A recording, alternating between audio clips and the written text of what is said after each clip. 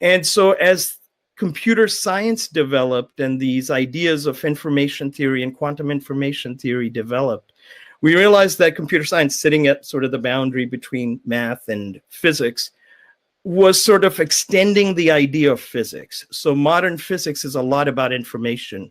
Wheeler, this eminent physicist, right, who always had a way with words, when he was describing general relativity, he said, space tells matter how to move and matter tells space how to bend, which sort of encapsulates it very nicely. He had another one of these nice little encapsulations where he said, it from bit, which implies that the fundamental nature of existence is informational. And so we talk about the information content of black holes, for example, and we talk about the holographic universe as being the informational content of the universe that we utilize.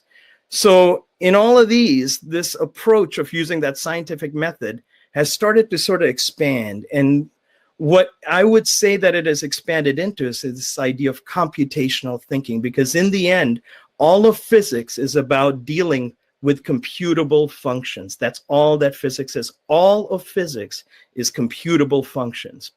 So how do you define computation? How do you go about it? Well, you take this approach of computational thinking, which in a sense would be a generalization of the scientific method, and sort of encapsulate some of those heuristics which would help you. It's not some method that you have to force yourself to do and you got to say, check, step one, check step two. Great, I've now done science.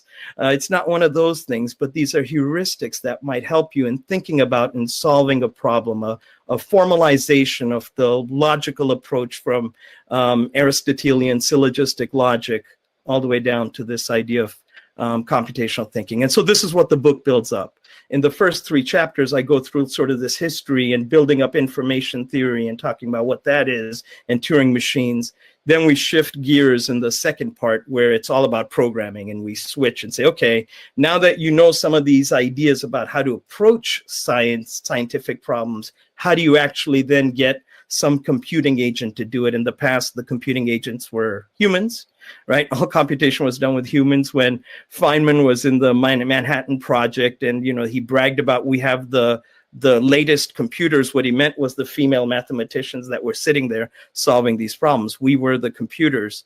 The digital machines became our computing agents of choice over the years because they happen to be fast, not very smart, but very fast and very accurate.